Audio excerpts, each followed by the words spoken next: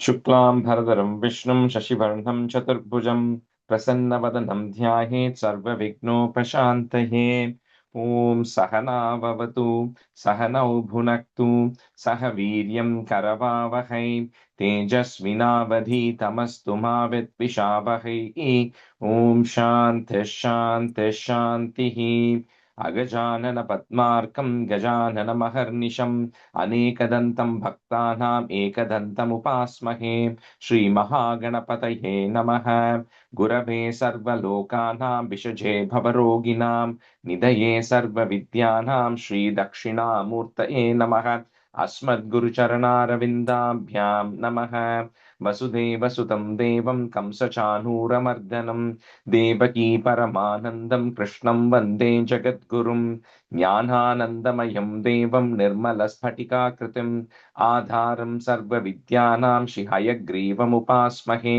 श्रीहयग्रीवमूर्तये नमः सरस्वती नमस्तुभ्यं वरदे कामरूपिणि विद्यारम्भं करिष्यामि सिद्धिर्भवतु मे सदा श्रीमहासरस्वत्यै नमः उमाकोमलहस्ताब्ज सम्भावितललाटकं हिरण्यकुण्डलं वन्दे कुमारं पुष्करस्वजं வெற்றிவேல் முருகனுக்கு ஹரஹரோஹரா லோகவீரியம் மகாபூஜ்யம் சர்வரக்ஷாகரம் விபும் பார்வதி ஹிருதயானந்தம் சாஸ்தாரம் பிரணமாம்யகம் சுவாமியே சரணமையப்பா வாகர்த்தாவிவ சம்பிருக்தோ வாகர்த்த பிரதிபத்தஹே जगदः पितरौ वन्दे पार्वती परमेश्वरौ श्रीपार्वती परमेश्वराभ्यां नमः कोमलं पूजयन् वेणुं श्यामलोऽयं कुमारकः वेदवेद्यं परं ब्रह्म तस्मै श्रीगुरवे नमः अस्मद्गुरुचरणारविन्दाभ्यां नमः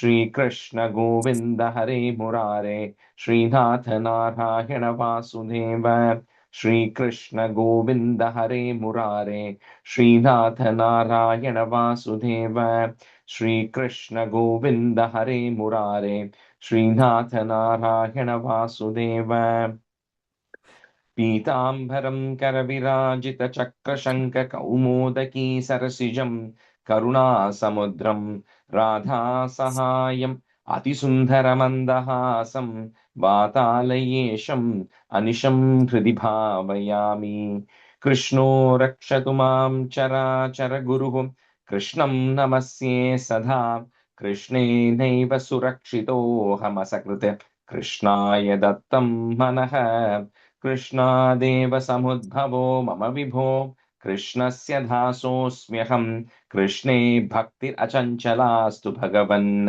हे कृष्ण तुभ्यं नमः श्रीगुरुवायूरप्पा शरणं नम्राणां सन्निधत्ते सततमपि पुरस्तैरणभ्यर्थितानपि अर्थान् कामानजस्रं वितरति परमानन्दसान्द्रां गतिं च इत्थं निःशेषलभ्यो निरवधिकफलः पारिजातो हरे त्वं क्षुद्रं तं शक्रवाटी द्रुममभिलषति व्यर्थमर्त्यव्रजोह्यं श्रीगुरुवायूरप्पा शरणं श्रीभट्टपादम् अनिशं हृदि भावयामि वंशी विभूषितकरात् नवनीरदाभात् पीताम्बरात् अरुणबिम्बफलादरोष्टात् पूर्णेन्दुसुन्दरमुखात् अरविन्दनेत्रात् कृष्णात् परं किमपि तत्त्वमहं न जाने കൈരണ്ടും കൂപ്പി ഞാൻ വീണ്ടുമീറക്കുന്നു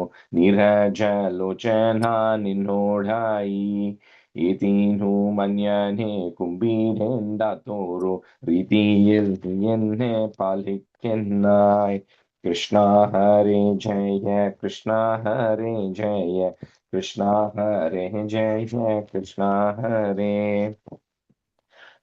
Good morning, everyone. Sorry, my voice is completely gone. We had like a lot of Parayanam yesterday all day, and I lost it at the end of the day. Anyway, I'm back in the US, so you guys, whoever wants to come on video, you can come. No restrictions. Last week I was in India. All right, so let's do a quick review of, I think, the fourth Dashakam from stanzas 10 to end, and then fifth Dashakam, we did 5 stanzas, right? Gomati, maybe you and Kalpana, you can pick whichever one you want between you both. Kalpana, if you wanted to go first, I'll go next. Okay. Kalpana, you want to do the fourth one from 10 to 15? Yeah, Guru Garu, yes, I can do it.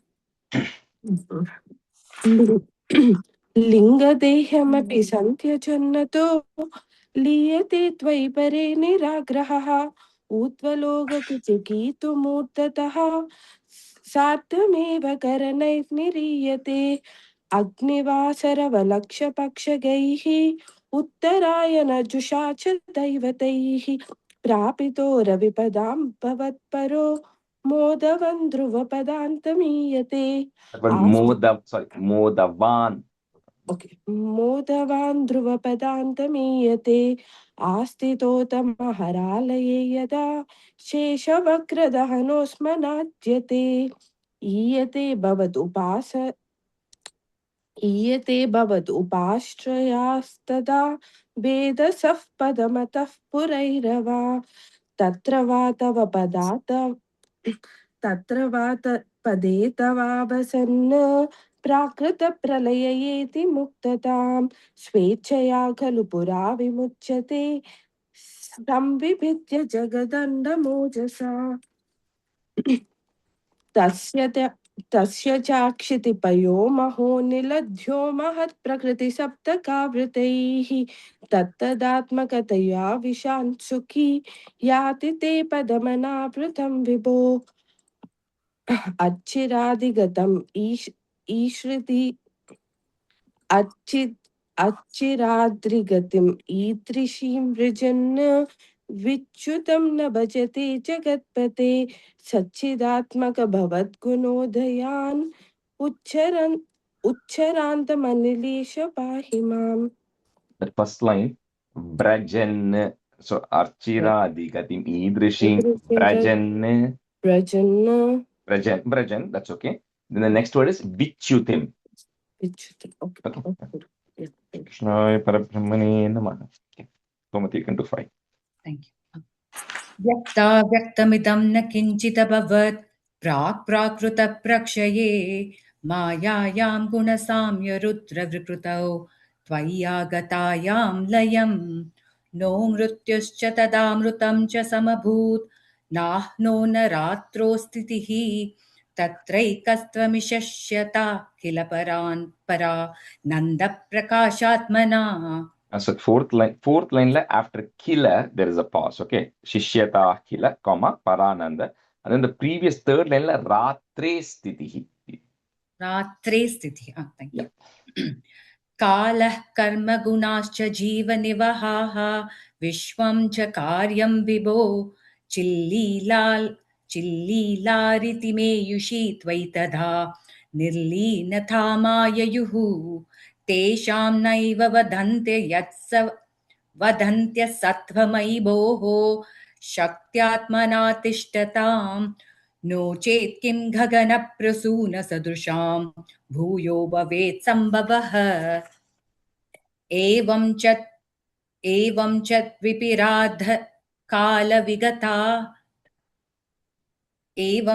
द्विपरार्धकालविगता वीक्षांसि श्रुतात्मिकां बिभ्राणे त्वयि चक्षुभे त्रिभुवनी भावाय माया स्वयं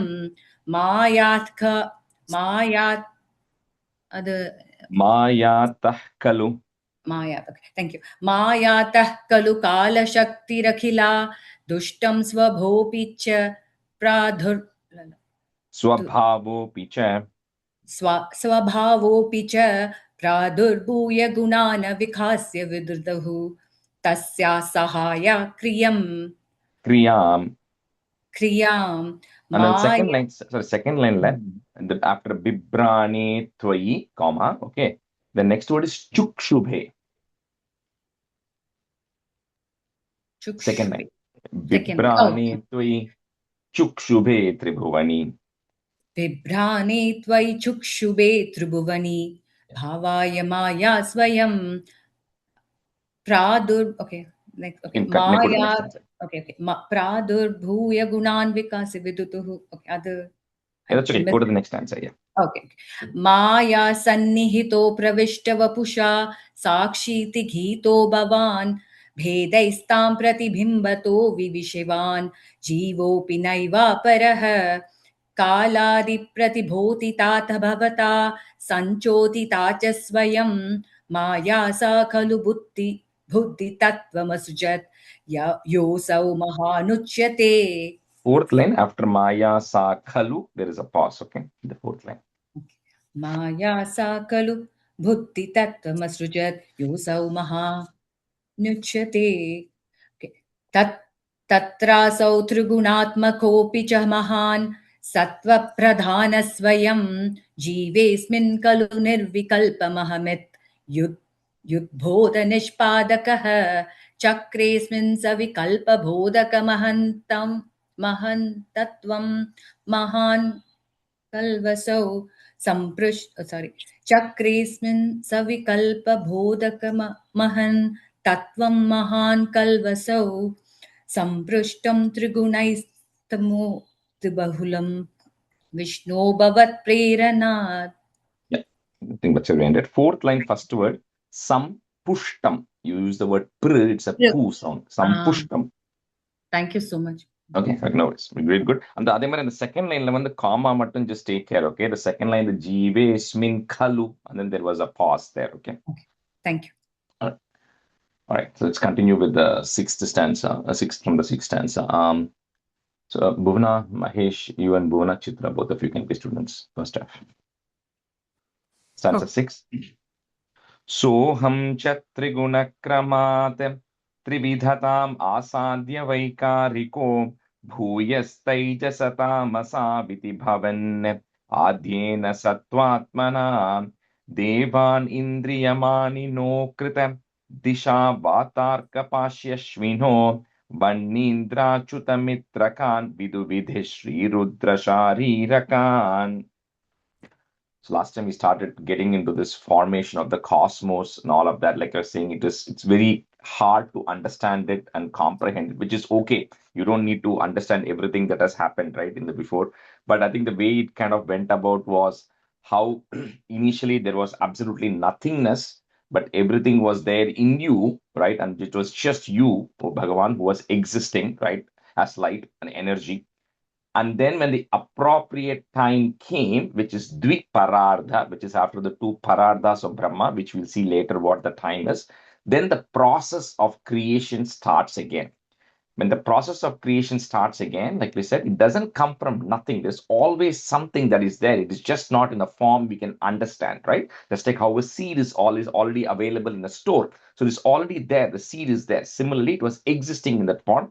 And then the various things start coming, right? And it's going to go in a sequence. So the first one that we saw, which came in stanza 4, was something called as a Mahat Tattva, which is just the supreme consciousness which exists. So now when all of these are coming, these are not physical things that you can actually see to say how things are getting formed, because the physical creation is going to come later. So these are all the logical steps in the creation that needs to happen. Like for anything to exist, there needs to be some consciousness. And it says all of that consciousness is a single consciousness, which is the Mahat Tattva, which is the first one. But if everything is one, then there is no separation, right? So there has to be the next step that needs to come is a layer of separation that needs to come, which is a unique identity, which is a sense of a unique identity, not really unique identity. That was in stanza 5, the concept of ahankara or individuality. And there I gave the example of how when you look at an ocean, every bubble of water in the ocean is the same. But when you pick out a bubble of water from the ocean, this ahankara is the concept which makes that bubble feel that it is actually unique and not part of the ocean. The moment that bubble realizes that I'm just part of the ocean and I'm not a separate bubble, then that bubble attains liberation. So we are all that bubble which is actually coming out of that ocean, right? We think we are unique, but we are not unique. So, but that is the ahankara, or that is the layer which makes everything in this world feel that it is unique. But right now, there is nothing created. There's no human, no soul, nothing. It's just a concept which is there. So next, coming to the next step of the process. So in stanza 6, so the stanza 6, the next layer that actually comes is the concept. No, so when there's a concept of intellect which is coming, and there's a concept of the rulers of the various indriya. So when you kind of start forming these layers, right? Even in the creation, these are all the rules you're putting. So I'm going to eventually bring this back together with the concept of how a chef cooks, right? But it is the rules it is actually laying out, right? Where the chef is actually coming and saying that I now need, once individuality exists, then whatever those individual is, that individual or thing should have an ability to be able to decide on things, to be able to discriminate. Okay, I need to do this, I shouldn't do this. This is what the information is. So there's a layer of intelligence which is called as the intellect, right? The buddhi, as we call it. That is the description of that is happening. And then the various, now the next step is all the indriyangals, the karmendriyas, jnanendriyas are going to come in the next one. But this is just setting the stage, saying this evolution is happening, and the whatever beings are required, rules are being defined for the indriyas to come. But that you'll understand in the next stanza as it goes. Soham cha triguna kramat, comma, trividhatam, breaking at that ma, trividhatam, asadya vaikariko, comma, bhuyas taijasa tamasaviti bhavan. So if you have an in and a na, you just first put a in, bhavan, comma. Next word will start with the a. Adyena sattvatmana. Can you repeat the third line, please? Sorry. Bhuyas taijasa tamasaviti bhavan. So if you have in, it is or sau it is? Tamas sau, tamasa. If you have tamasau and iti, that means they've just broken the sandhi, which is not the right way to do that. So if you have au and e, you just make it tamasaviti. Okay. Tamasaviti bhavan, comma, adyena sattvatmana. Soham cha trigunakramat trividhatam asadya vaikariko bhuyastaijasatamasaviti bhavan adyena sattvatmana. Soham cha trigunakramat trividhatam asadya vaikariko bhuyastaijasatamasaviti bhavan adyena sattvatmana. Soham cha trigunakramat trividhatam asadya vaikariko bhuyastaijasatamasaviti bhavan adyena sattvatmana.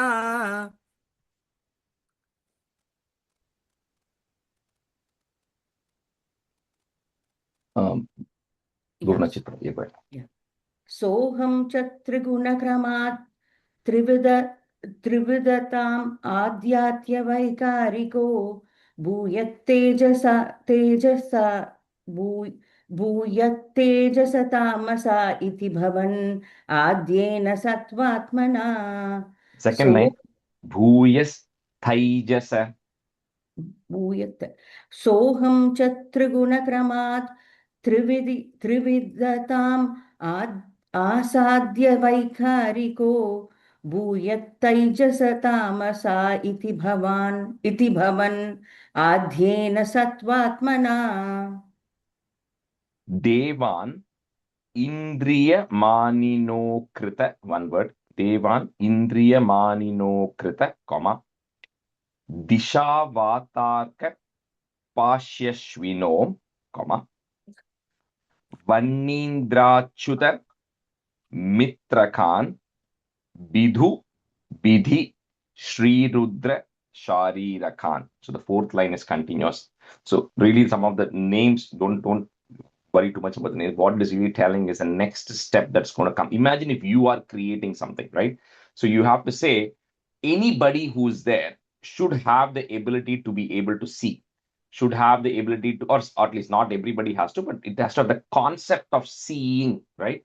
So each of that has an owner. So you're laying out a plan as a CEO of a company. So you're creating various divisions, right? You say, I need somebody who needs to manage this. I need somebody who needs to have this, right? But the people are not there. The organization does not exist. You're still defining the blueprint of the organization. So here it is telling later on, as the indriyangals are going to happen, are going to be defined, I need people who need to own it. So it's just writing the type of people it is needed, not the actual people. So here it said, Shri, Rudra, Indra are all coming. So they are not actually there, but it is saying the role needs to exist in the future for those roles to be able to carry out the various duties. Devan Indriyamani no Krita Disha Vatarka Pashyashvino Vanindra Chutamitrakan Vidhu Vidhi Shri Rudra Sharirakan. देवान् इन्द्रियमानिनो कृत दिशावातार्कपाश्यश्विनो वह्नीन्द्राच्युतमित्रकान् विदुविधि श्रीरुद्रशारीरकान् देवान् इन्द्रियमानिनो कृत दिशावातार्कपाश्यश्विनो वह्नीन्द्राच्युतमित्रकान् विदुविधि श्रीरुद्रशारीरकान् देवानिन्द्रियाणीनो कृत दिशावातार्कपाश्यश्विनो वह्नीन्द्राच्युतमित्रकान् विदुविधि श्रीरुद्रशारीरकान् देवानिन्द्रियोमानीनो कृत दिशावातार्कपाश्यश्विनो पार्थश्विनो वह्नीन्द्राच्युतमित्रकान् विदुविधि श्रीरुद्रशारीरकान्. 7. Bhuman Manasa Buddhyahankriti Chittakya Vrityanvitam Tachantah Karanam Vibho Tava Balat Satvamsha Eva Sujate Jatastajasato Dashendriya Ganaha Tattamasamshat Punaha Tanmatram Nabaso Marut Purapate Shabdho Janitvad Balat.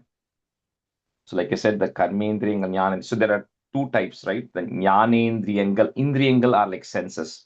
So Jnanendriyangal means the senses which are used to gather knowledge. So we have 5 Jnanendriyas, which is the eyes, ears, nose, tongue, and skin. So these are the things through which the body collects the information, right? From which you can decide things. So those are the 5 Jnanendriyas. Then you have the 5 Karmendriyas, which are the things through which you act externally. Right? So the 5, so one is the hand, of course, you can act with the hand. Second is your feet, then your mouth through which you can actually speak, then your genitals for reproduction and other things, and then your anus for excretion. So those are the 5 karmendriyas. Now, what this is telling is, it needs to have the concept of seeing has to exist. So as you're defining the blueprint of creation, you're saying that I need to have a concept by which people can see, beings can see. So if beings have to see, then there has to be an organ which needs to exist through which they have to see. I need something by which people should be able to understand what is happening through sound, which means there should be a concept of a sound. If I need to have a concept of a sound, I need to have all the principles around sound, which means there should be sense by which I should be able to hear some sound.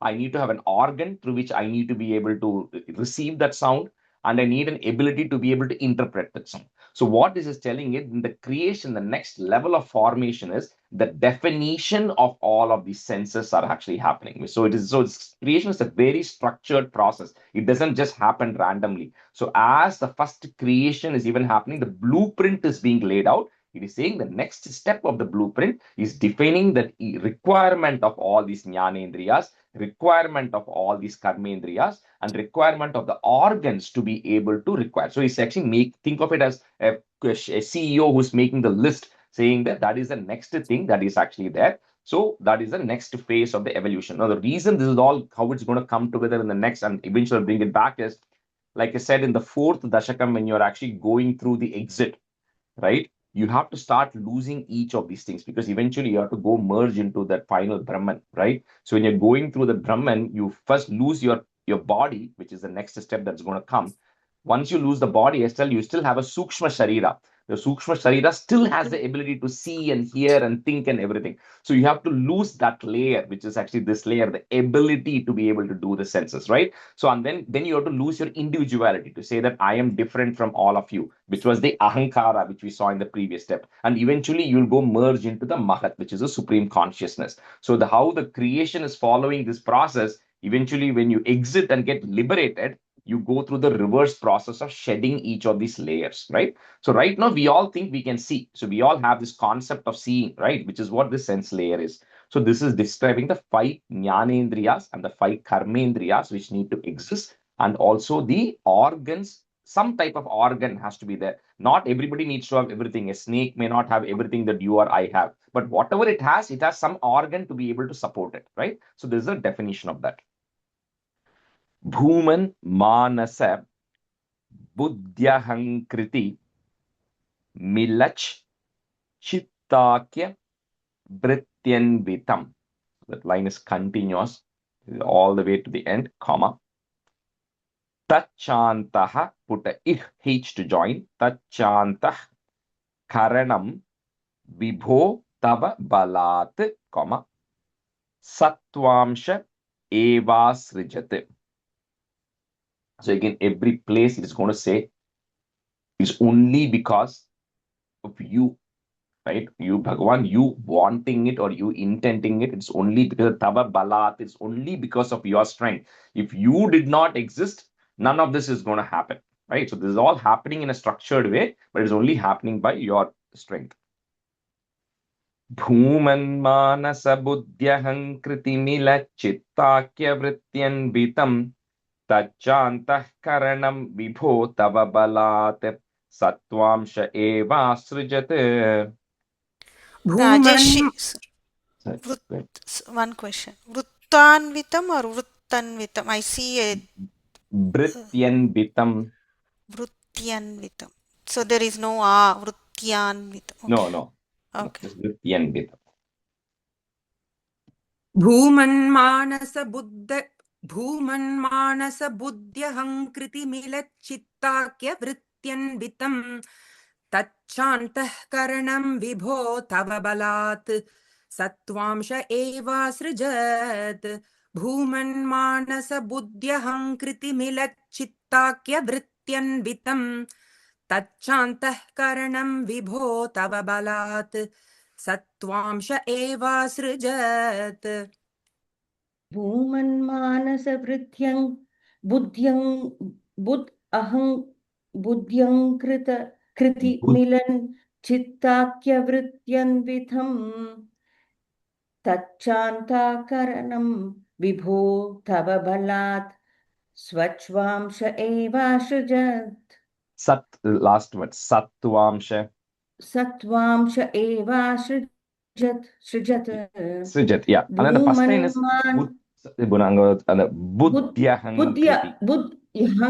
Buddh ahankar kritiya. Al moon word buddhi, okay, and then ahankriti. Ahankriti. So and the buddhi and ahang becomes buddhyahankriti. Buddhyahankriti, okay. Yeah. Bhumanmanasa buddhyahankriti milad chittakyavrityanvitam tachanthakaranam vibho tava bhalat swachvamsha evasrijat. Jatas thaijasato. The third line, tachantaha, tachanta. See, and tachantaha, visarga is there, right? But because ka is coming later, the joining sound is a H. Tachantah karanam, ich. Chattangadak, ik, okay. Ich, H. Tachantah karanam. Thank you.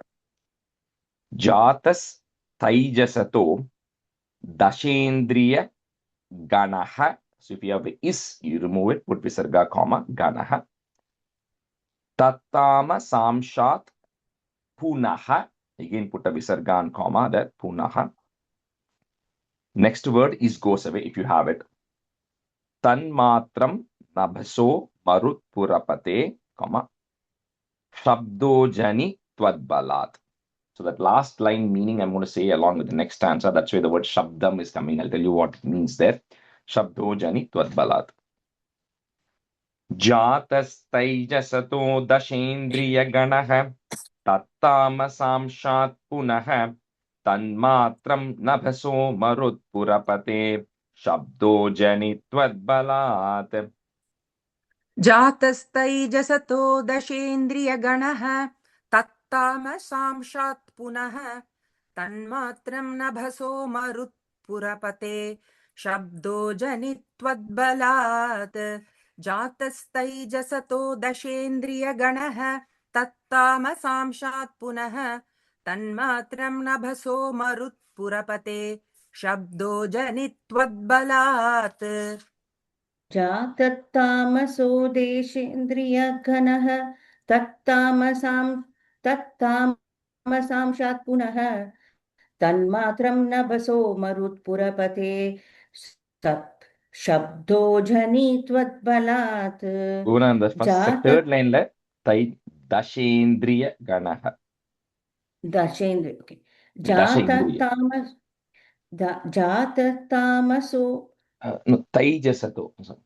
Okay जाततैजसतो दशेन्द्रियगणः तामसांशात् पुनः तन्मात्रं नभसो मरुत्पुरपते शब्दो जनित्वद्बलात् Stanza 8.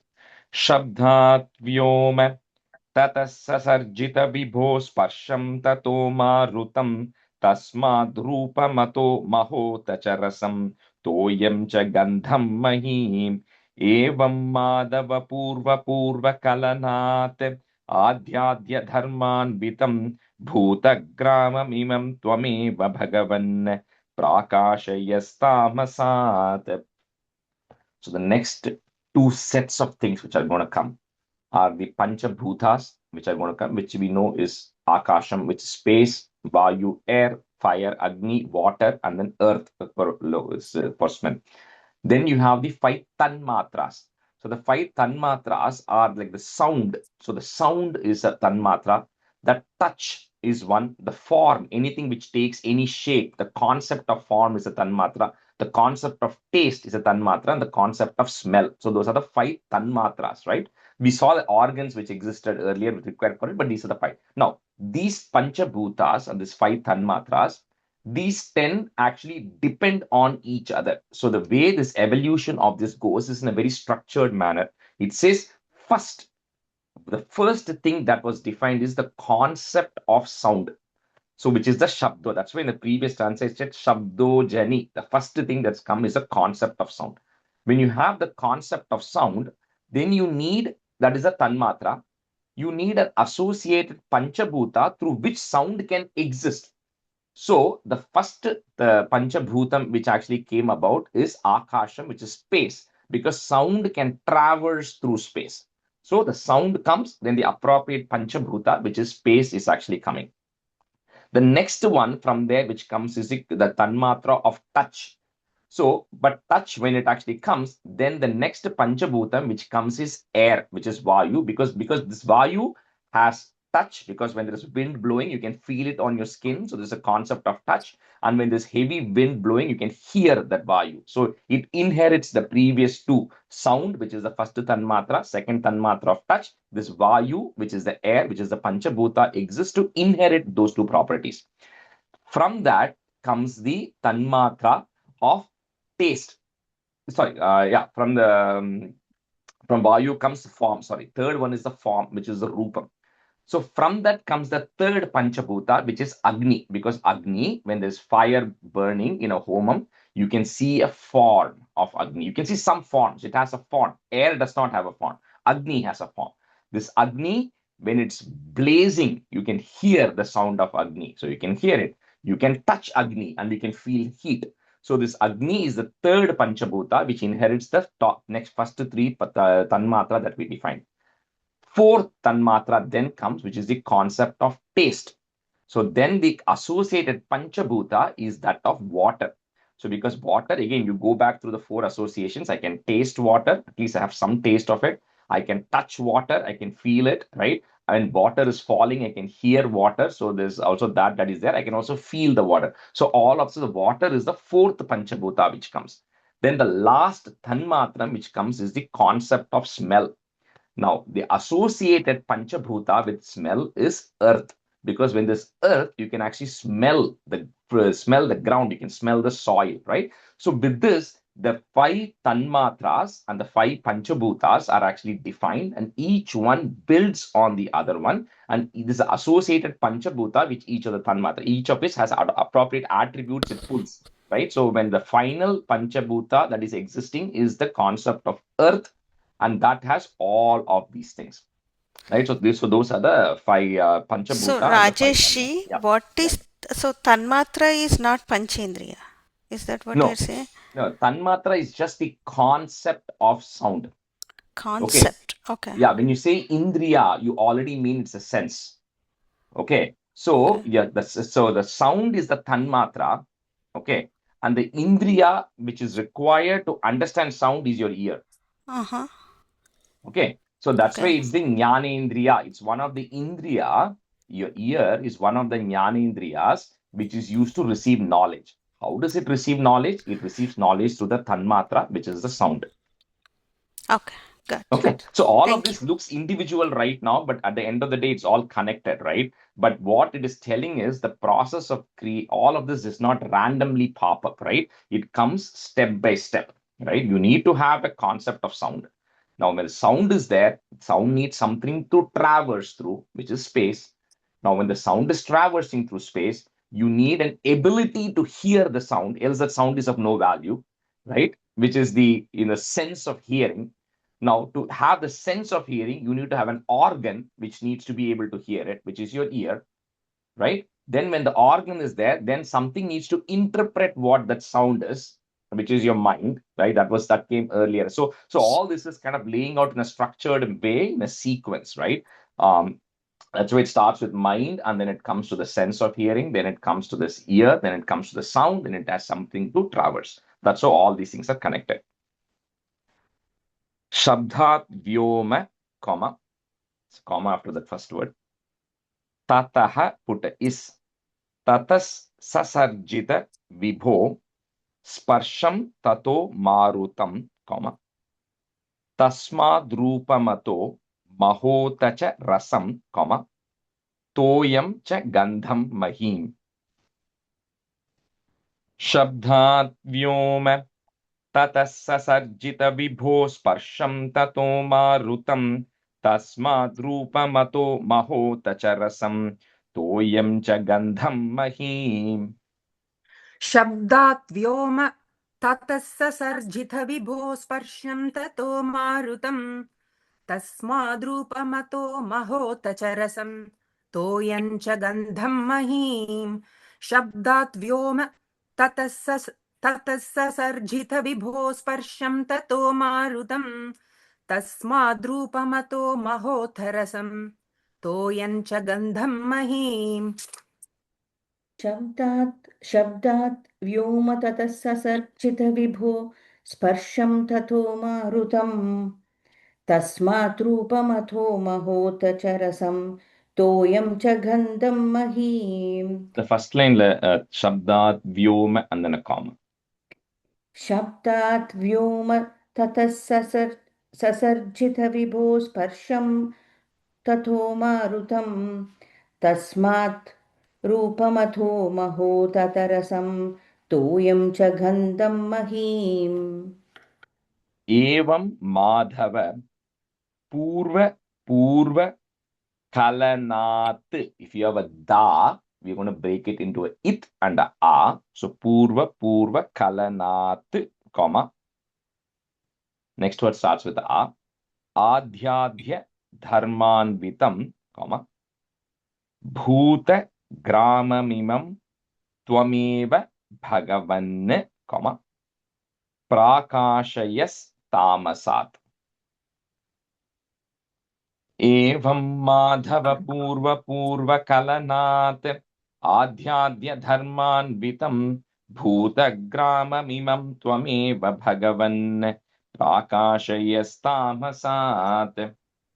एवं माधव पूर्वकलनात् आद्याद्य धर्मान्वितं भूतग्राममिमं त्वमेव भगवन् प्राकाशयस्तामसात्. एवं माधव पूर्वकलनात् आद्याद्य धर्मान्वितं भूतग्राममिमं त्वमेव भगवन् प्राकाशयस्तामसात् एवं माधव पूर्वपूर्वकलनात् आध्याय धर्मान्वितं भूतग्राममिमं त्वमेव भगवन् प्राकाश्यतामास प्राकाश्यस्तामास्ताम् அது கடைசி தாம் Prakashayas-tamasat. प्राकाशयस्तामसात् एवं माधव पूर्वपूर्वकलनात् आद्याय धर्मान्वितं भूतग्राममिमं त्वमेव भगवन् प्राकाशयस्तामसात् And the third line, adhyadhya. आद्याद्य धर्मान्वितं. Yeah. Stanza 9. So can I Ete- repeat? No, I Sorry. think. Can I Sorry. repeat? Oh, no, not. Sorry. No, I'll call you. No, not. It's only Okay. 2 students every class. Yeah. Okay, okay. got it. That's a nice. एते भूतगणास्ततेन्द्रियगणाः देवाश्च जाता पृथङ्नोषे कुर्भुवनाण्डनिर्मितिविधौ देवैरमीभिस्तदा त्वं नानाविधसूक्तिभिर्नुतगुणः तत्त्वान्यमून्याविशन् चेष्टाशक्तिमुदीर्यतानि घटयन् हैरण्यमण्डं व्यधाः. So we're going to introduce a new term here, which is called as the Hiranyam. Hiranyam anda. Hiranyam comes from the root word hiranya, so which is gold. So Hiranyam means a golden egg. So if you kind of think of when you think of like a hatching of an egg, right? In or even a womb, a creation of a baby in a womb, right? What you initially have is the core ingredients required for something to happen. All of these core ingredients which are required for something to happen, if you actually take it, which takes the form of an egg, not necessarily a physical shape, but it's considered an egg is just an example of something which is shaped like that because we can understand to it. So everything that we discussed, all the concepts that we discussed, concept of sound, you need a sense to be able to interpret it, all of those things and everything which is required, you put it in the shape of an egg and say, I now have everything required for creation to happen. That is called as the Hiranyandam, which is just an egg which has everything that is actually required for creation to happen. But creation has not yet happened. Okay, that Hiranyandam, which is a golden egg, exists right now, and it has all the ingredients which is actually required for it. So now this is the classic example of it is, even when a hen is producing an egg, that egg is there, but if you just leave the egg, it's not going to hatch. A chicken is not going to come, right? A hen has to sit on it. There's a right temperature has to be there. All those requirements are there, but the egg is formed, okay, which means that there's a potential for a new life to come.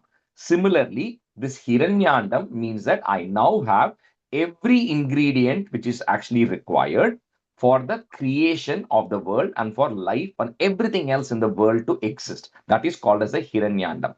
But it says, even though all those ingredients exist, those ingredients by themselves cannot create the world. Just like how you give an egg and I keep the egg, just a random egg a hen lays out, and I keep the egg in my hand, I'm not going to get a chicken out of it, right? It has the potential for a chicken to come out, but the chicken is not going to come out because it requires a hen, it requires all the other things. So that's what it is saying. While this egg of Hiranyandam exists, it has all the potential. The world is not yet created because by itself it does not have the capability. So again, your help is needed, O Bhagavan, to hatch this Hiranyandam and then create the various worlds and everything that needs to be there. So that's how this ends with the introduction of the word Hiranyandam.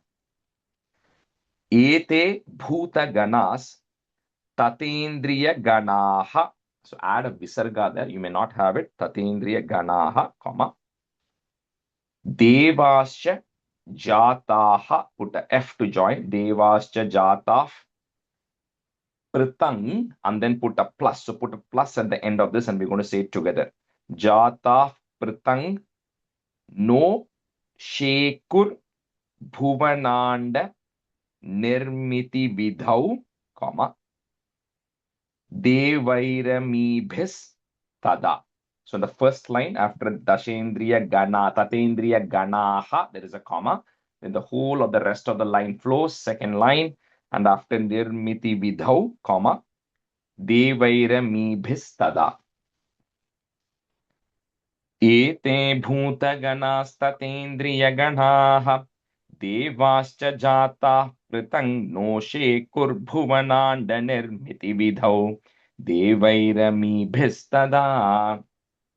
एते भूतगणास्तथेन्द्रियगणाः देवाश्च जाताः पृथङ् नोषे कुर्भुवनाण्डनिर्मितिविधौ देवैरमीभिस्तदा एते भूतगणास्तथेन्द्रियगणाः देवाश्च जाताः पृथङ् नो देवाश्च जाताः पृथङ् नोषे कुर्भुवनाण्डनिर्मितिविधौ देवैरमीभिस्तदा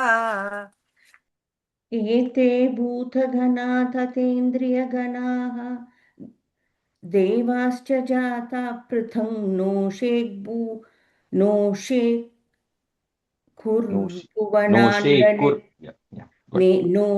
कुर्भुवनाण्डनिर्मिति विधौ देवैर्मीभिः तथा Devairmibhistada. देवैरमीभिस्तदा. Okay. एते भूतगणाः तथेन्द्रिय sorry first கணா pass கிடையாது இல்லையா? இல்ல கிடையாது. Ganas, if you have Ganaha, then just add a is to join. Ganas tatendriya Ganaha. Okay. एते भूतगणास्तथेन्द्रियगणाः देवाश्च जातः पृथङ् नोषे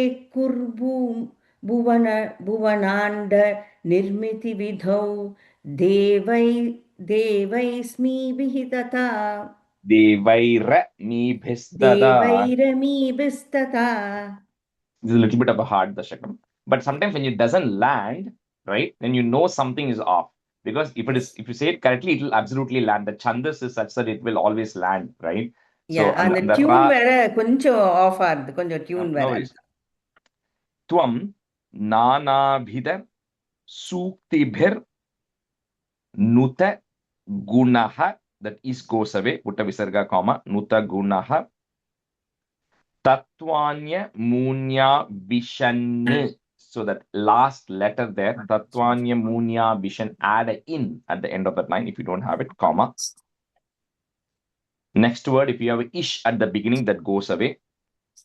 Cheshta shaktim udirya tani ghatayan, comma, hairanyamandam vyadaha. Andam is egg, hairanya is golden, hiranya. Tvam nanavida suktibhir nuta gunaha tatvanya vishanne cheshta shakti mudiryatani ghatayan hairanyamandam vyadaha. त्वं नानाविधसूक्तिभिर्नुतगुणः तत्त्वान्यमून्याविशन् चेष्टाशक्तिमुदीर्यतानि घटयन् हैरण्यमण्डं व्यधाः त्वं नानाविधसूक्तिभिर्नुतगुणः तत्त्वान्यमून्याविशन् चेष्टाशक्तिमुदीर्यतानि घटयन् हैरण्यमण्डं व्यधाः त्वं नानाविधसूक्तिभिर्नुतगुणः तत्त्वान्यमुन्याविशन्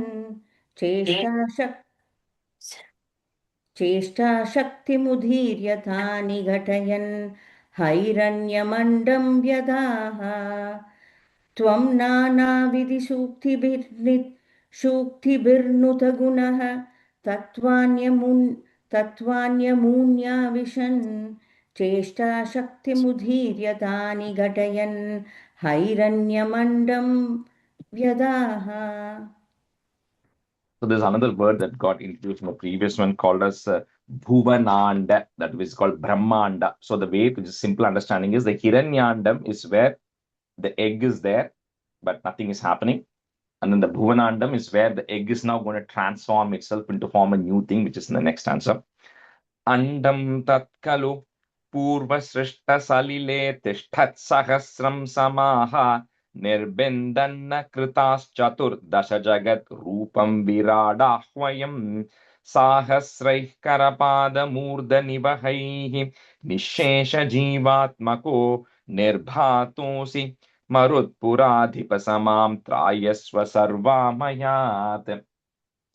So it says, while all of that was existing, that Hiranyandam, by itself, it can do nothing. So he says, that's where, Bhagavan, your energy was needed again. So what happened was you went into that egg. No, doesn't mean he physically is going into that egg. It's saying your energy is going to result in the transformation of that. And that Hiranyandam, which had the capacity to create, then became the 14 worlds. We are going to see what those 14 worlds are in the next Dashakam. That 14 worlds together is called as the Virat, which is the 14 worlds which are actually existing. You then took a form which is called as the Virat Rupam of Bhagavan. So those of you who know Purusha Suktam or heard of Purusha Suktam, it starts, in that, that's what we're going to see in Dashakam 6. In the Purusha Suktam, it describes the form of Bhagavan with all the 14 worlds embedded in him. Now, of course, it's not physical, it's a visualization of the form of the Bhagavan with all the 14 worlds, which is called as the Virat Rupam of Bhagavan. So it says, you, Bhagavan, you entered into that egg, which means you put your energy into it. And now that Hiranyandam, which has the capacity to create, actually becomes 14 different layers of the world, which is called as the Virat. And then you were shining in that with thousands of eyes, which is Sahasra Shirsha Purushaha.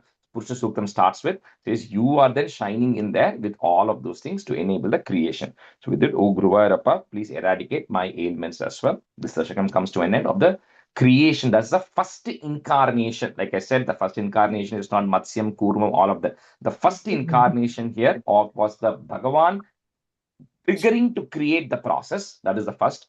This is the second, which is of a Virat Swarupam of the Bhagavan, where the Bhagavan is going to come and form the 14 worlds. All the 14 worlds become the body of Bhagavan, which is the second incarnation of that, which we're going to see in Dashakam 6. Andam tat khalu, purva srishta salile tishtat sahasram samaha,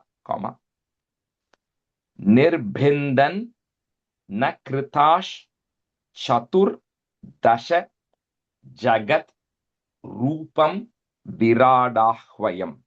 So that second line is continuous, no break there. Andham tat khalu purva srishta salile tishtat sahasram samaha nirbindan na kritash chatur dasha jagat rupam viradahvayam. Andam tat khalu पूर्वसृष्टसलिले तिष्ठत् सहस्रं समाः निर्भिन्नद्दन्न कृताश्चतुर्दश जगद्रूपं विराडाह्वयम् अण्डं तत् खलु पूर्वसृष्टसलिले तिष्ठत् सहस्रं समाः निर्भिन्नद्दन्न कृताश्चतुर्दश जगद्रूपं Drupam viradahvayam. Bhuvana, the second line, first word, nirbhindanna kritash. Nirbindanna kritash. I meant Bhuvana Mahesh, sorry. Okay. Nirbindanna kritash chaturdasha jagadrupam viradahvayam. Yeah. Andam tat khalu पूर्वसृष्टसलिलोत्तिष्ठत् सहस्रं समाः निर्बिन्दन्नकृताश्चतुर्दश जगद्रूपं विराटाह्वयम्. First line, salile tishtat. I heard salile tishtat. Okay. Andam tat khalu पूर्वसृष्टसलिले तिष्ठत् सहस्रं समाः निर्बिन्दन्नकृताश्चतुर्दश जगद्रूपं विराटान्वः I'm sorry. Viradahvayam. Viradahvayam. Okay, we'll switch the groups. Shalini, you can be a student, and let me see. Lakshmi, you could be a student. Sahasraihi, put a h to join. Sahasraih Karapada Murda Nibahaihi, put a visarga comma, Nibahaihi. The next word, the ir goes away. Nishesha Jivatmako, comma, Nirbhatosi, comma, Marutpuradhipa Samam Trayasva Sarvamayat. Sahasraih Karapada Murdha Nivahaihi Nishesha Jivatmako Nirbhatosi Marutpuradhipa Samam Trayasva Sarvamayat. साहस्रै करपादमूर्धनि वहैः निशेषजीवात्मको निर्भातोऽसि मरुत्पुराधिपसमां त्रायस्व सर्वामयात् Fourth line, साहस् the comma is after Nirbhatosi and then pause. साहस्रैकरपदा मूर्धन्निवाह साहस्रैकरपदा मूर्धनि वहैः निशेषजीवात्मको निर्भातोऽसि. Sorry, Rajesh, is there a I thought there's a comma after the second line. Yeah, I mean, and Also. what do you mean second line? Like Nishesha Jivatmako, comma at the end of that line. Okay, I'll try one more time. Yeah. Sahasrai Karapada Murthani Vahaihi Nishesha Jivatmako Nirbhatosi Marutpuradhipasamam Trayasva Sarvamayat. Yeah. साहस्रैः करपादमूर्धनिवहै निःशेषजीवात्मको निर्भातोऽसि मरुत्पुराधिपसां त्रायस्व सर्वामयात्. So Lakshmi, that third line, Sahasraihi, remember the ich sound gets joined. So Sahasraih, H, Sahasrai, Karapada, Murda, Nibahaihi. That's Okay. the Visarga sound comes there, yeah. So there is no visarga after Sahasrai. Or there I mean, is the Visarga is there, it takes a joining sound of ich, Okay. H. साहस्रैकरपादमूर्धनिवहै निःशेषजीवात्मको निर्भातोऽसि मरुत्पुराधिपसां त्रायस्व सर्वामयात्. Third line, Murda, Nibahaihi, there we put the added a Visarga. Because the ir in the next line goes away. Okay. Nishesh, yeah, so that has a Visarga, okay? करपादमूर्धनिवहैः. Okay. Shri Krishnaya Parabrahmani Namaha. Okay, so next Dashakam should be relatively easier. So Dashakam 6. So this is the description of the Virat form of Bhagavan. So like I said, couple of definitions now. The word Virat itself means that the universe consisting of 14 worlds. So the universe, now there are 14, when you say 14 worlds, it's not 14 planets or planetary systems. It's just the levels of consciousness which are there, which is divided into 14. So where we are is in the Bhuloka, which is the current, which is one layer, right? Then there are worlds which are below us in consciousness. Then there are worlds which are above us in consciousness. There are 7 worlds which are 6 worlds above us, right? Which is like we are in Bhu. So there's Bhuvaha, Suvaha, Mahaha, Janaha, Tapaha, Satyaloka. So there are 6 levels of worlds which are above us. And then there are 7 levels of world which are below us in terms of consciousness, not physically. Which is Atala, Vitala. We're going to see those things. Atala, Vitala, Sutala, Rasatala, Talatala, Mahatala, Pathala. So those are the 14, right, worlds together. So the entire universe is consisted of these 14 layers or 14 levels of world. This universe with the 14 levels of world is called as Virat. The Virat Rupam of Bhagavan is essentially what you do is, because we cannot imagine this, right? I cannot explain this to you. So what they say is, you imagine the form of Bhagavan and you put the 14 worlds at various parts of Bhagavan to say that all these 14 worlds exist inside that Bhagavan. Okay, so that form is called as a Virat Rupam of Bhagavan, where you imagine the form of Bhagavan with all these 14. The Bhagavan itself, who you're imagining that way, is called as a Virat Purusha, which is the Virat Purusha who has all these 14 worlds, right? Now, this is extremely important, Dasakam, because what it says is at the time of death, if you're wondering about what should I be thinking at the time of death, then this Dashakam says very clearly, and this is there from Srimad Bhagavatam directly, where your Sukha Brahman tells Parikshit, don't worry. At the time of your death, you think of this Virat form of Bhagavan. You will get liberated. Now, you may not remember, oh, where is Athala, Sutala? Is it this? Is it that? Don't worry about it. Just imagine that form, some form of Bhagavan with all these worlds inside of him to say that everything is inside of that Bhagavan. Nothing is outside of him, right? So that is what this is going to describe. It's going to take each of these worlds and it is going to tell which part of Bhagavan it is, right? Now, that doesn't mean Bhagavan as a form here, but we're imagining because that's what we can associate with. So that's what this is going to describe, the entire description of the cosmos as a form of Bhagavan. Stanza 1.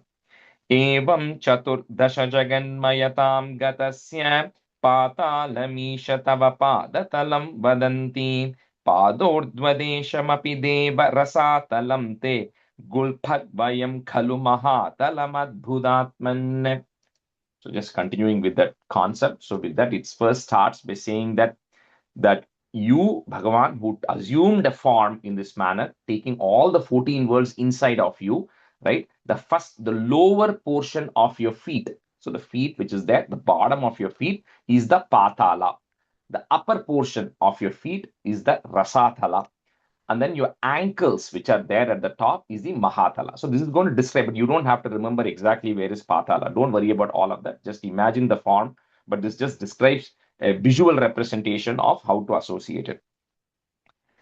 Evam Chaturdasha Jagan Mayatam Gatasya, Patalamisha Tava Padatalam Vadanti, Padordva Deshamapi Deva Rasatalam Te, Gulpadvayam Kalu Mahatalam, breaking at that Mahatalam Adbhutatman. Evam Chaturdasha Jaganmayatam Gatasya Patalamisha Tava Padatalam Vadanti Padordvadeshamapi Deva Rasatalam Te Gulpadvayam Kalu Mahatalam Adbhutatman. Evam chaturdash jaganmayatam gatasya patalamisha tava padatalam vadanti padordhvadeshamapi devarasatalam te gulpadvayam khalu mahatalam adbhutatman. Is that Adbhutatman. Mahatalam adbhutatman? Yes. Rajesh ji, is the tune different here again? Slightly different. The way you're saying it is Evam Chaturdasha Jaganmayatam Gatasya. Okay. This is the third tune. This is the third tune. Like I said, there's a 4-liner tune which we did. Then we did one in Dashakam 4, Kalyata, Mama Kurushvata. This is the third one. So these three are only going to repeat for the rest of the things. Got it, Rajesh Kar. Okay. Evam Chaturdasha Jaganmayatam Gatasya. Evam Chaturdasha Jaganmayatam Gatasya Patalamisha Tava Padatalam Vadanti Padordhvadeshamapi Devarasatalam Te Gulpadvayam Khalu Mahatalam Madbhutatman. You can just break at that Mahatalam Adbhutatman. Mahatala Madbhutatman. Mahatalam Adbhutatman. Oh, it says here as Mahadbhutatman. Okay. Mahatalam. Okay. Mahatalam Adbhutatman. I will try with the tune, Rajeshi. I don't know. I will get it. एवं चतुर्दश जगन्मयतां गतस्य पातालमीश तव पादतलं वदन्ति पादोद्वदेशमपि तेव रसातलन्ते गुल्फत्वयं खलु महातलमद्भुतात्मन् एवं चतुर्दश जगन्मयतां गतस्य पातालमीश तव पादतलं वदन्ति पादोद्वदेशमपि देवरसातलन्ते गुल्फत्वयं खलु महातलम् अद्भुतात्मन्. Don't worry too much about the tune. I'm not great at singing either, so close enough should be okay. Stanza 2. Janghe talatalato sutalam cha janhu kinchoru bhagayugalam vitalatale dve kshonitalam jaganamambaramanganabihi vakshascha shakranilayastava chakrapane. Next it goes in to say next portion. So we saw up to the ankle. So then we say the portion between your knee and the ankle is talatala. When you go further up, your knees, which are jange, that is your sutala region. Then when you go further up, your the waist, the two thighs that you actually have, that is vitala and athala. Then your hip, which is the middle portion, that is bhuloka, that is earth, the earthly plane. Earthly plane doesn't mean just earth. It's just the consciousness level at which earth and other things are there. That is the earth. And then this not only includes all the 14 words, but it also is going to talk about everything that is there in this world, right? It's just to say that everything is inside of Bhagavan. So he says your nabhi is ambharam, which means your nabhi, your navel is the sky or is the overall space which is actually there. Then vakshascha, vaksha means chest. So vakshascha shakra nilaya, where shakra, where Indra lives, which is the swargaloka. So that swargam, that is the Indra loka, is your chest. So just that way it's encompassing here the talatala, sutala, then bhuloka, as well as in the swargaloka. Janghe talatalamato sutalam cha janu, kinchoru bhaga yugalam vitalatale dve kshonitalam jaganam, breaking at that ma, jaganam ambaramanga nabihi. So add a visarga and comma, nabihi. Next word, we have a ir or a ra that goes away. Vakshascha shakra nilayas tava chakrapani. Jange talatamato sutalam cha janhu kinchoru bhaga yugalam vitalatale dve kshonitalam jaganamambaramanganabihi vakshascha chakranilayas tava chakrapane.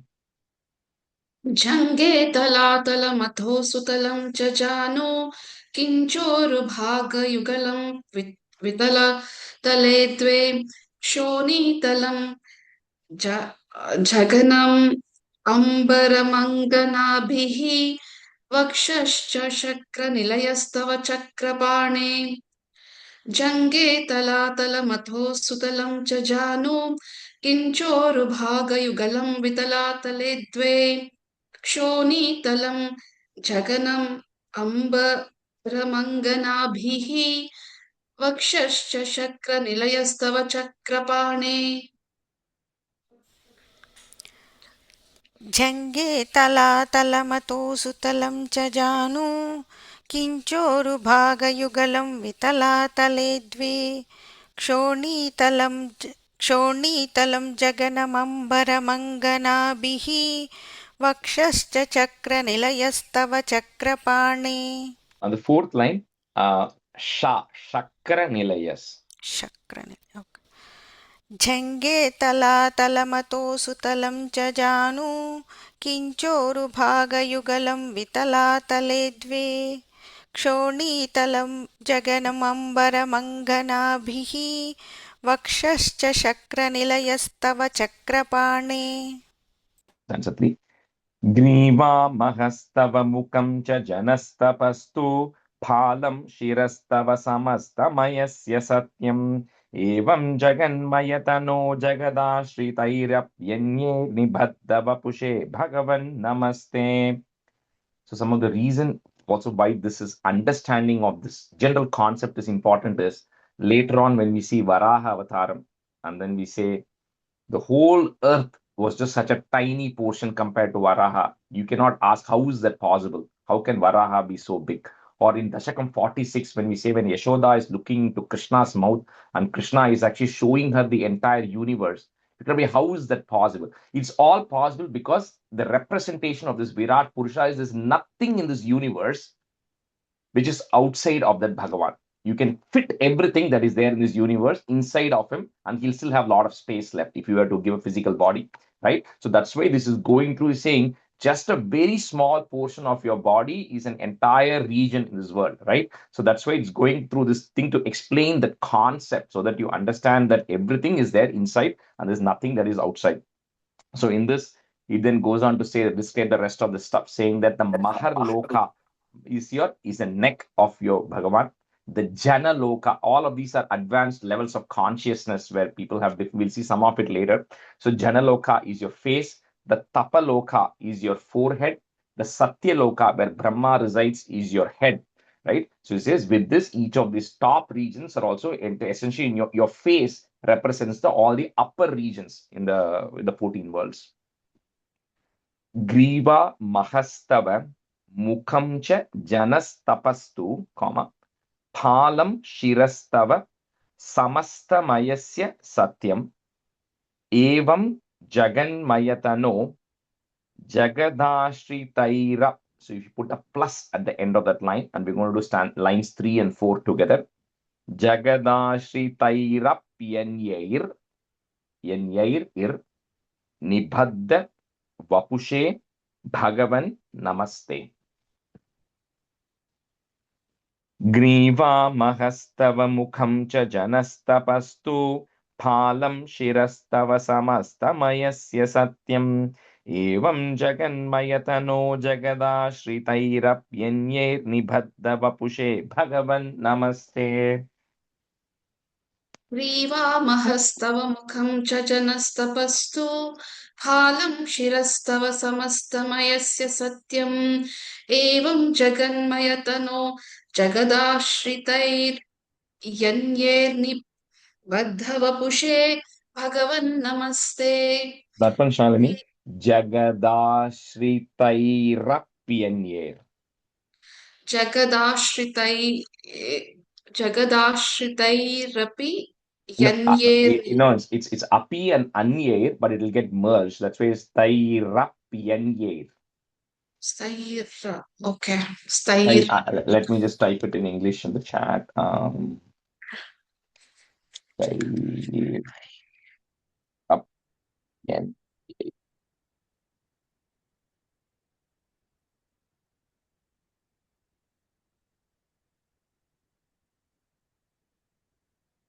Vairapyanyer. Okay. ग्रीवामहस्तव मुखं च जनस्तपस्तु फालं शिरस्तव समस्तमयस्य सत्यम् एवं जगन्मयतनो जगदैस् Sorry, I'm looking at the chat. जगतैस्तरैप्यनैर् No, that word you missed some portion. Jagadashritayir. जगदाश्रितैर्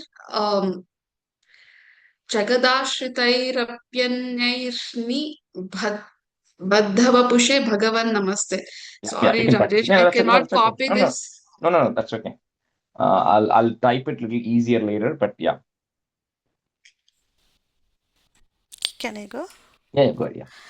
ग्रीवामहस्तव मुखं च जनस्तपस्तु फालं शिरस्तव समस्तमयस्य सत्यम् एवं जगन्मयतनो जगदाश्रितैरप्यन्यैर्निबद्धवपुषे भगवन्नमस्ते.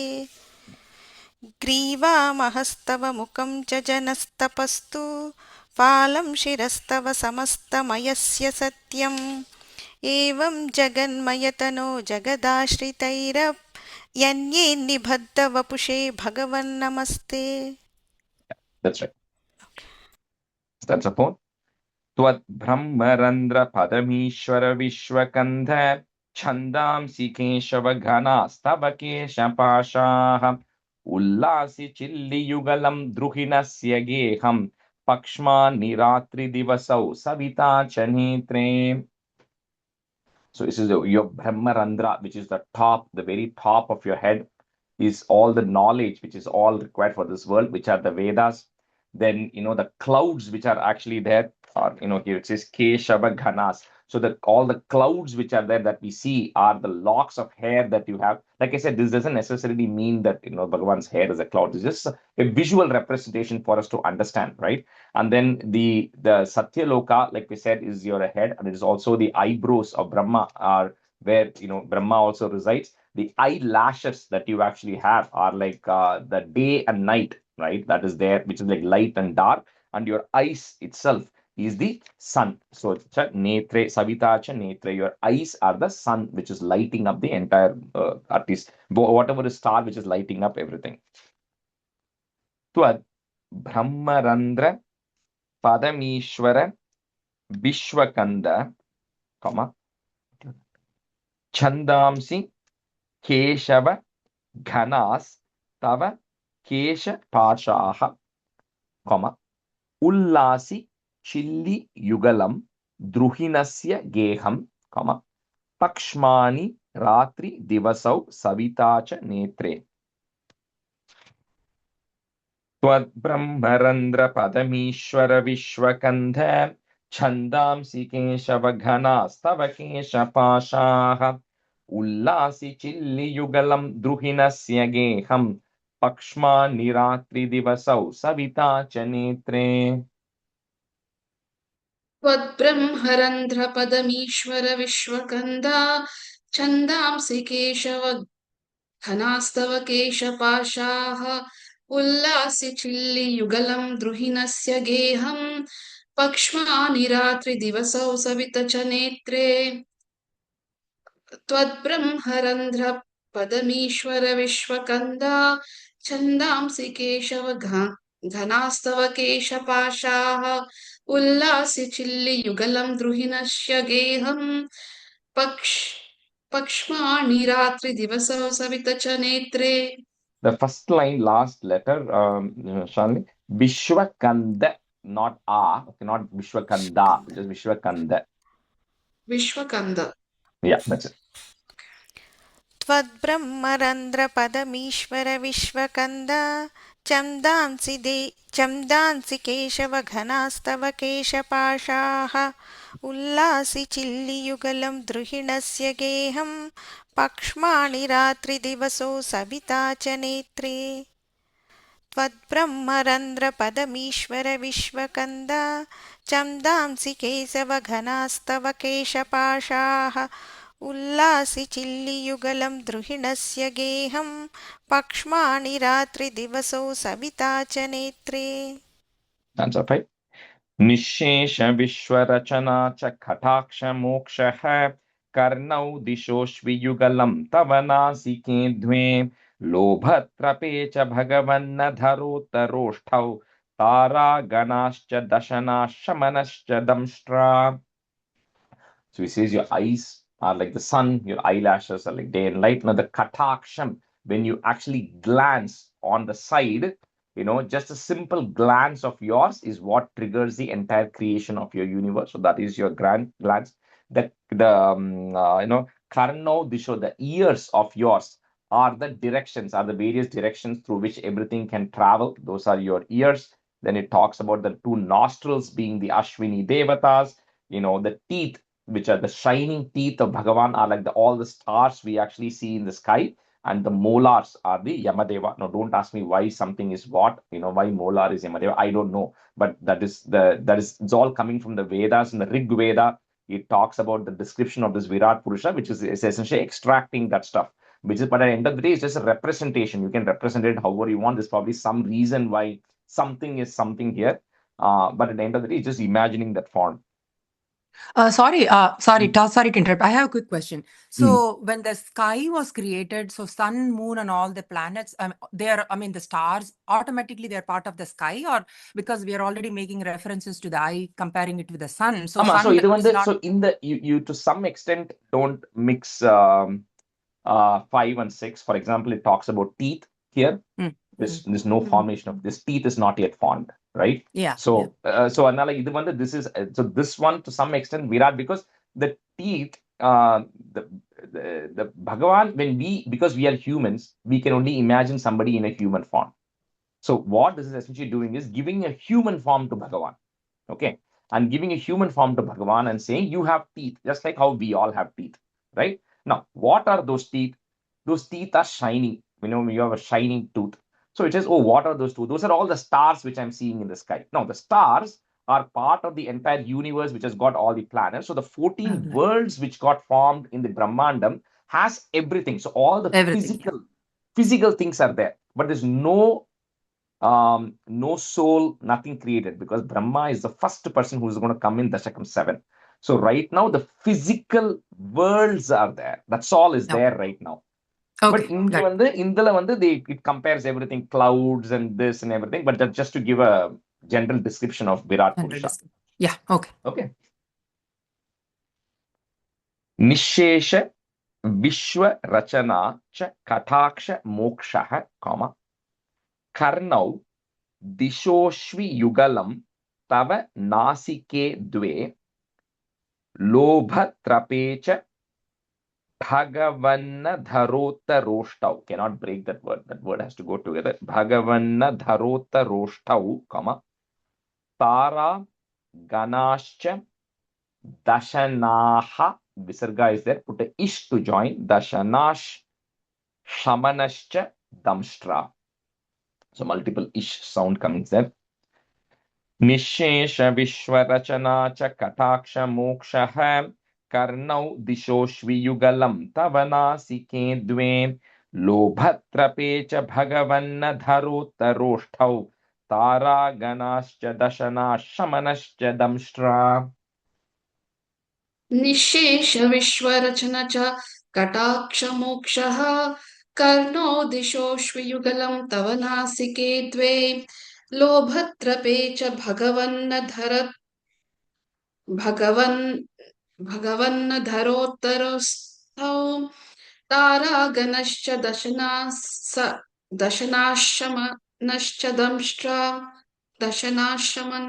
दंष्ट्रा निःशेष विश्वरचना च कटाक्ष मोक्षः कर्णो दिशोऽश्वयुगलं तव नासिके द्वे लोभत्रपे च भगवन्नधरोत्तरस्थो तारागणश्च दशनशमनश्च दंष्ट्रा. The third line, last letter, Dharottaroshtau, tha sound, okay? Dharottarashtau. निःशेष विश्वरचना च कटाक्षमोक्षः कर्णो दिशोऽश्वयुगलं तव नासिके द्वे लोभत्रपे च भगवन्नधरोत्तरौष्टौ तारागणाश्च दशनाः शमनश्च दंष्ट्रा. निःशेष विश्वरचना च कटाक्षमोक्षः कर्णो दिशोऽश्वयुगलं तव नासिके द्वे लोभत्रपे च भगवन्नधरोत्तरौष्टौ तारागणाश्च दशनाः शमनश्च दंष्ट्रा. That's a 6. Maya vilasahasitam shwasitam samhiro jihva jalam vachanamisha shakunta panktihi siddhadaya swaragana mukarandramagnihi deva bhujasthanayugam tava dharma devaha. Again goes on to say the breath that you have, because we gave a human form to Bhagavan, so you have a breath. The breath that you actually have is the wind that is actually flowing everywhere. The water that we see everywhere is the tongue. Your tongue is the source of all the water. And then, the voice that you actually speak, when you speak, that is the sound that the Siddhas and the great, all the people, all the Shrutis and everything that they say is the voice that is coming out of your mouth. Then your mouth is the Agni itself. Like, Vishnu Sahasranama, Mukamapi Dahano, right? Your mouth itself is Agni. So in this, the Dhyana Shlokam of Vishnu Sahasranamam, if you go and say, Bhuvpadav Yasya Nabir Veda Suranilas Chandra Surya Uchanetre Karna Vasha Shirodhyaur Mukamapi Dahano Yasya Vasteyam Agni. So this exactly, this is all coming from the same source of Rig Veda. The Purusha Suktam came from there. Vishnu, the Sahasranamam Dhyana Shlokam comes from there. This Virat Purusha description comes from there. It all comes from the same source. It ultimately says everything is part of the Bhagavan. So he says your mouth here is a fire. Your hands that you actually have are the various gods who are demigods and everybody who is there because they do various things. So your hand is what represents all of those gods. Maya Vilasa Hasitam Shwasitam Samiro, Jihwa Jalam Vachanamisha Shakunta Panktihi Siddhadayaha, put is to join, Siddhadayas Swaragana Mukha Randram Agnihi, add a visarga at the end, Mukharandram Agnihi. Next line, that ir goes away. Deva Bhujaha, put is to join, Deva Bhujas Stanayugam Tava Dharma Devaha. So Dharma Deva is your breast. Maya Vilasa Hasitam Shwasitam Samhiro Jihwa Jalam Vachanami Shashakunta Pantihi Siddhadaya Swaragana Mukarandramagnihi Deva Bhujastanayugam Tava Dharma Devaha. Maya Vilasa Hasitam Shwasitam Samiro Jihva Jalam Vachanamisha Shakunta Panktihi Siddhadhaya Swaragana Mukharandramagnihi Deva Bhujastana Yugam Tava Dharma Devaha. Maya Vilasa Hasitam Shwasitam Samiro Jihva Jalam Vachanamisha Shakunta Panktihi Siddhadhaya Swaragana Mukharandramagnihi Deva Bhujastana Yugam Tava Dharma Devaha. Maya Vilasahasitam Shvasitam Samiro Jihva Jalam Vachanamisha Shakunta Panktihi Siddhadayaswaragana Mukarandramagnihi Deva Bhujastanayugam Tava Dharma Devaha. Maya Vilasahasitam Swasitam Samiro Jihva Jalam Vachanamisha Shakunta Panktihi Siddhadayaswaraguna Mukarandramagnihi Deva Bhujastanayugam Tava Dharma Devaha. Third line, Swara Gana. Swaragana. Okay, let's stop here today. Shri Krishnaya Parabrahmani Namaha.